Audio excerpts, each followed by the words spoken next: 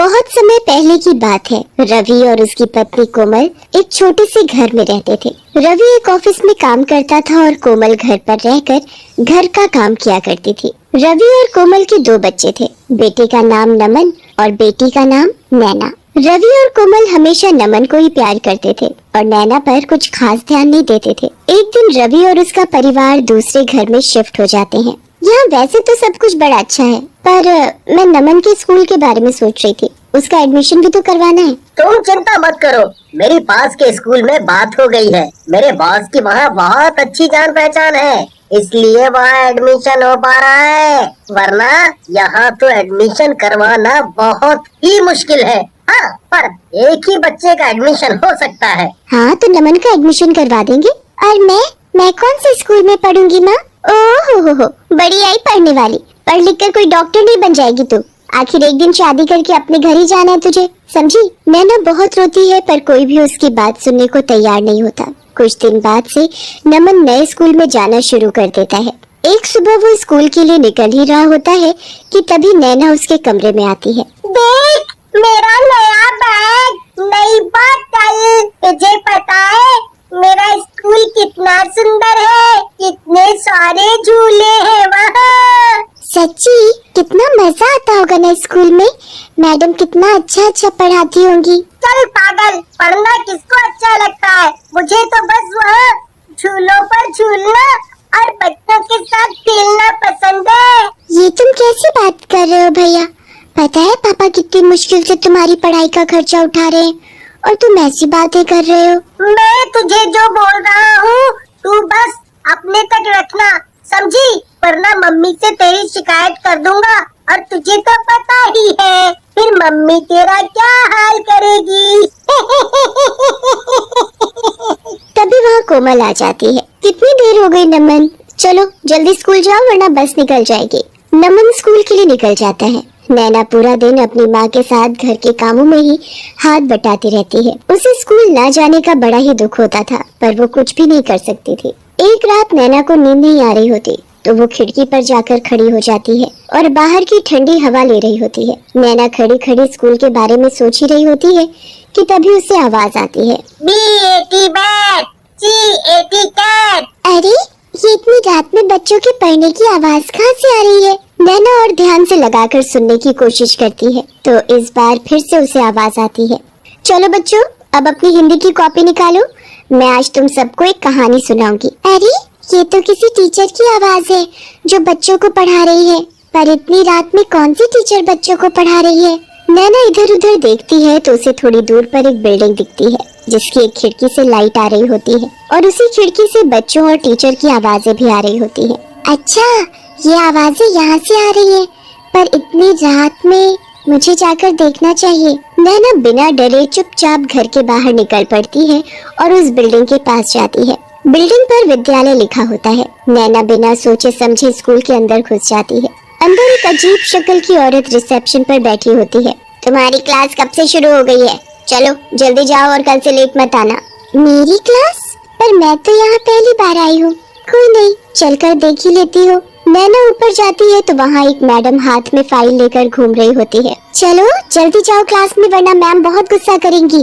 पर मैं तो बातें बाद में करना, चलो भी क्लास में जाओ। नैना को कुछ समझ नहीं आ रहा होता कि आखिर उसके साथ ये क्या हो रहा है।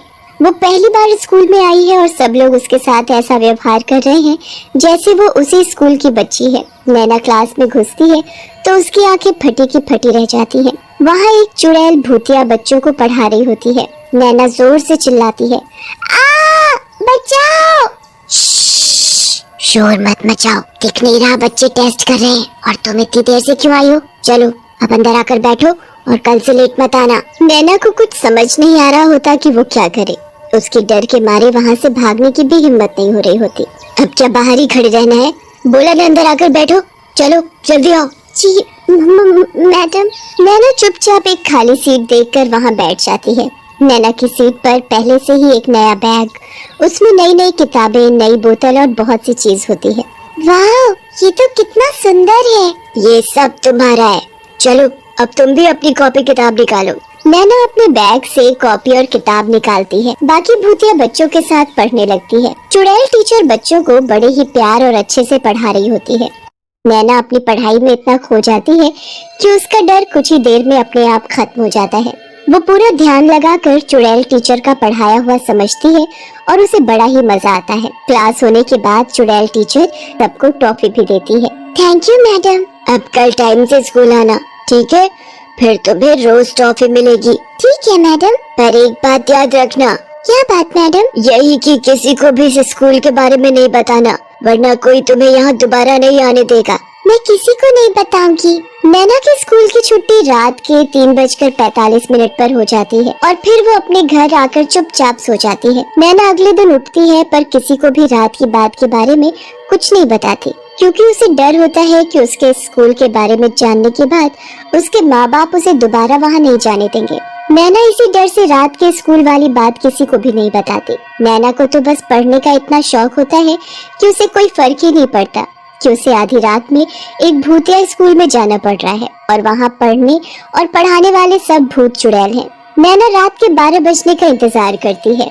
जैसे ही 12 बजते हैं वो दोबारा उसी भूतिया स्कूल में पढ़ने जाती है और खूब मन लगाकर पढ़ती है। कितना अच्छा लग रहा है यहाँ, कितना सब सीखने को मिल रहा है। सच में मुझे भी पढ़ने का बहुत शौक है। पर तुम सब भूत कैसे बन गए? ये टीचर भी। एक दिन इस स्कूल में आग लग गई थी और बहुत से बच्चे और टीचर उसमें जलकर मर गए। इस स्कूल का मालिक भी उसी में जलकर मर गया। उस दिन से ये स्कूल बंद है और हम लोग आज भी अपनी मैडम से पढ़ते हैं। नैना रोज रात को उस स्कूल में जाती और सभी भूतिया बच्चों के साथ क्लास में बैठकर पढ़ाई करती। कभी कोई चुड़ैल उन्हें पढ़ाती तो कभी कोई चुड़ैल, पर सभी चुड़ैल टीचर बड़ी ही अच्छी होती हैं और वो सब बच्चों को खूब प्यार करती हैं। नैना को उस स्कूल में पढ़ते पढ़ते काफी साल हो जाते हैं और उसकी पढ़ाई पूरी हो जाती है। कभी किसी को नैना के स्कूल के बारे में कुछ पता नहीं चलता। नैना और नमन काफी बड़े हो जाते हैं। नमन इतने अच्छे स्कूल में पढ़ने के बावजूद भी नालायक होता है और नैना बहुत ही होशियार हो चुकी होती है। एक दिन कोमल और रवि नमन पर चिल्ला रहे होते हैं। मैंने अपना सब कुछ तेरी पढ़ाई पर लगा दिया, पर तूने सब बर्बाद कर दिया। जब देखो फेल फेल फेल। अब तो हद हो गई है। मेरे पास अब एक पैसा नहीं बचा जो मैं तेरी पढ़ाई पर लगा सकूं, समझा? आपने मेरे ऊपर पैसे लगाए हैं तो कुछ एहसान नहीं किया है और मैंने तो अपनी तरफ से पढ़ाई की है ना। अब मैं फेल हो गया तो हो गया, इसमें इतना क्या गुस्सा हो रहे हो? हे भगवान, इस लड़के को तो जरा भी शर्म नहीं रही। नमन पढ़ने में कभी ध्यान नहीं देता और ऊपर से वो दिन पर दिन बहुत ही बदतमीज होता जा रहा था। धीरे धीरे उसने घर से पैसे तक चुराने शुरू कर दिए थे। एक दिन जब रवि और उसका परिवार रवि के बॉस के घर एक पार्टी में जाते हैं तो नमन वहाँ भी चोरी करने लगता है और नमन का बॉस उसे रंगे हाथों पकड़ लेता है। ये वही है ना जिसका मैंने एडमिशन करवाया था। देखो तो आज मेरे ही घर में चोरी कर रहा है। रवि, तुम्हें कल से ऑफिस आने की कोई जरूरत नहीं है, समझे?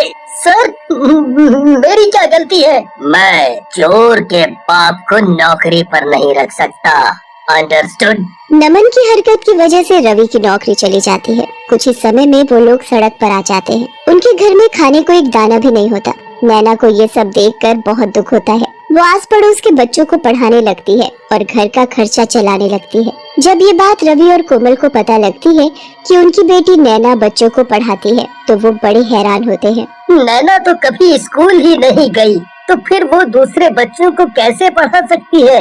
यही बात सोच सोच कर तो मैं भी परेशान हूँ। एक दिन रवि और कोमल नैना से ये बात पूछते हैं, पर वो बताने से हिचकिचाती है कि उसने इतनी पढ़ाई आखिर कहाँ से की। कोमल नैना के पीछे ही पड़ जाती है और नैना को सब सच बताना पड़ता है।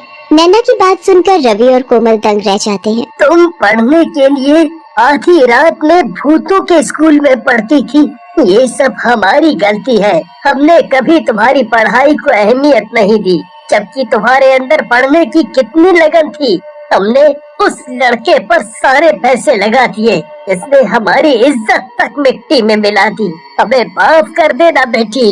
रवि और कोमल को अपनी गलती का एहसास होता है। नैना उसके बाद कभी उस भूतिया स्कूल में दोबारा नहीं जाती, पर वहाँ की टीचरों को हमेशा दिल से धन्यवाद